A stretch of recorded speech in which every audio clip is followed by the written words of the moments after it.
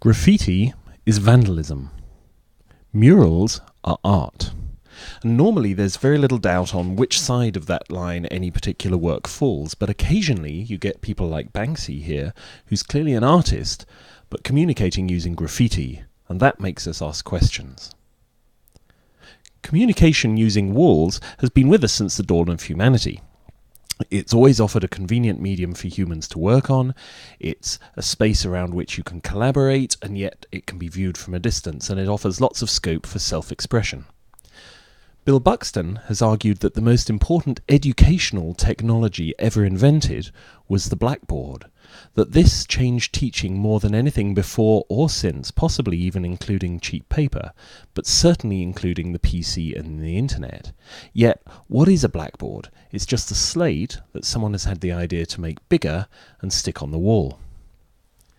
My company, Cambridge Visual Networks, or Camvine, is interested in digital signage, putting digital information on walls. This used to be the preserve of public transportation, the screens that tell you your flight is delayed, and advertisers who made money from them and so could afford what used to be an expensive installation. Digital signage, of course, goes back a long way as well. The earliest example I could find being the writing on the wall at Belshazzar's feast. You can tell this is digital because he's writing with his digit.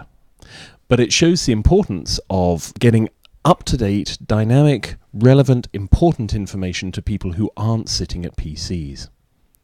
I like to think of digital signage as the third channel for live data, the first two being the PC and the smartphone. And it occupies a different role in our lives. It, if you'll forgive me, it geographizes data. It takes it from the cloud and puts it in a physical place where it's relevant. This is a page from a 1918 catalogue advertising accessories for your home electric motor, which allow you to use it as a fan, a drill, a blender, or a power sander.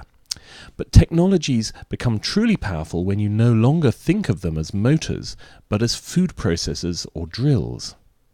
So what happens when we stop thinking about digital signage as an application of computers and screens and simply consider live information as part of our environment? The number of displays over the next few years around us will increase very fast, but new screen technologies should make this no more aesthetically disturbing than photos or oil paintings were before them. The most basic example is perhaps this clock. It delivers a very specific, particular, up-to-the-minute bit of digital information, and it occupies a specific place in my life. The user interface is beautifully simple. When I want that bit of information, I look in that direction. So what happens now that displays and networks allow us to do this with any other data?